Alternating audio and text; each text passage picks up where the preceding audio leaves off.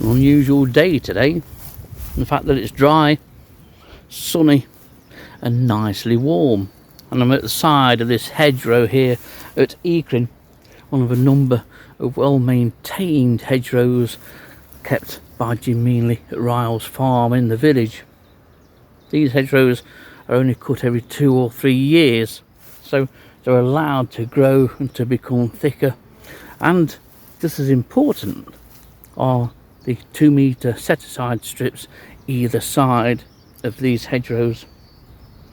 This forms part of a very biodiverse, friendly farm, a farm that is keen to increase that biodiversity. And of course, hedgerows like this, they provide flowers throughout the year, but not as much as this.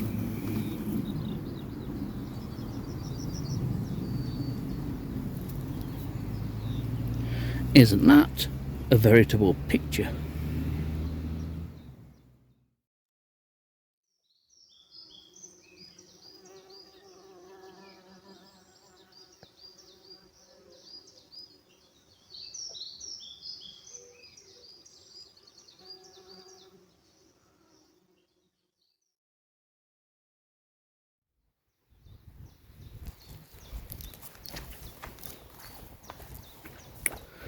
This fabulous flower en masse like this is a spectacular sight, and I'm pleased to say that there are 2 other fields adjacent to this that look exactly the same, and the fragrance is beautiful, absolutely beautiful. And it's even attracted a few butterflies, only small whites, but seeing a small white in 2024 is something, or has been something of a challenge.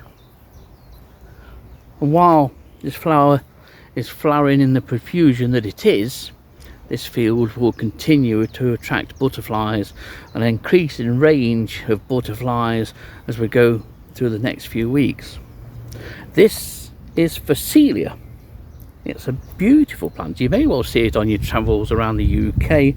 It seems to be being planted now in increasing amounts, and it's used purely as a crop to put nitrogen back into the soil.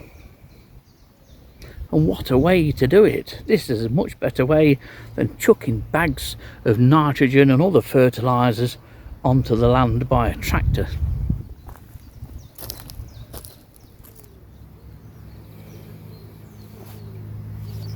What a beautiful way of enriching the soil. But Phacelia here is a fast growing high biomass plant. It holds nitrogen, but rather than releases nitrogen into the soil in the way that various legumes do, this plant holds the nitrogen.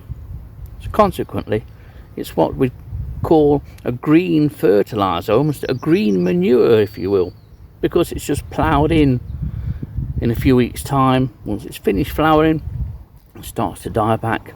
It will be ploughed in to this field. If only all farming was like this.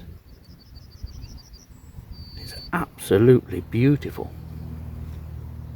If you ever get the opportunity to park carefully at the side of the road as you're driving around the British countryside and you see one of these fields, I'd highly recommend that you take 5 minutes out of your day to experience Phacelia.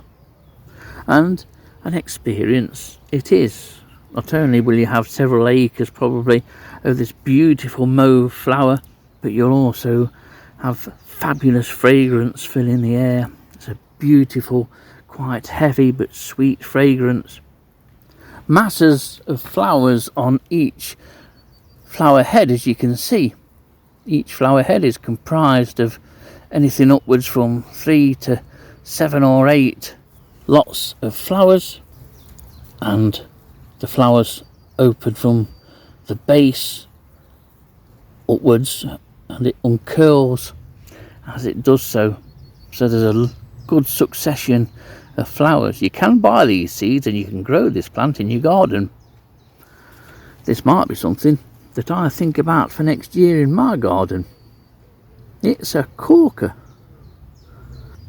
But if you want to attract bees into your garden, this has got to be top of your shopping list.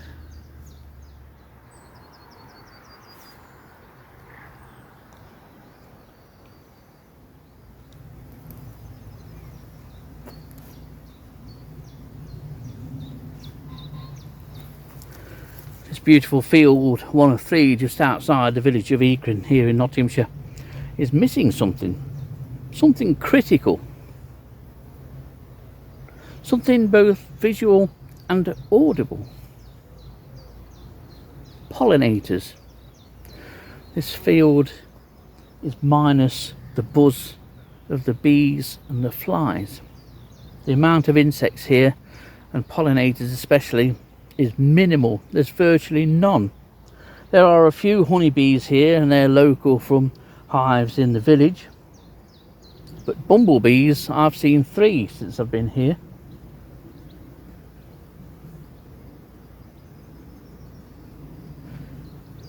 It's very worrying, and I'm not making this a scaremongering video. I'm just stating the fact here that numbers of insects are down considerably. And yet bumblebees, they seem to have had a great winter a couple of months ago. I saw lots of new queens in the spring, queens which I'd hoped were going to go on and found new colonies, but the success rate of those founding colonies seems to have been minimal. And to be honest, it's been several weeks since I saw the first Bombus terrestris workers. The only bumblebees I'm seeing at the moment are the likes of the white-tailed bumblebees, Bombus autorum and Bombus lucorum.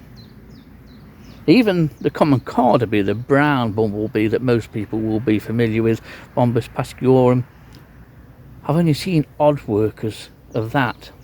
And it's not so much the wet winter that's been the biggest problem that insects have faced. It's the wet and cool spring. No dry period in spring, and it's that's really done for the lack of invertebrates, which is a shame when there's all this nectar behind me just waiting to be collected. And I'm not thinking of my own interests, because I don't like honey. Honey's too sweet for me. But the bees like it, just that there aren't many bees to enjoy a veritable feast of nectar here.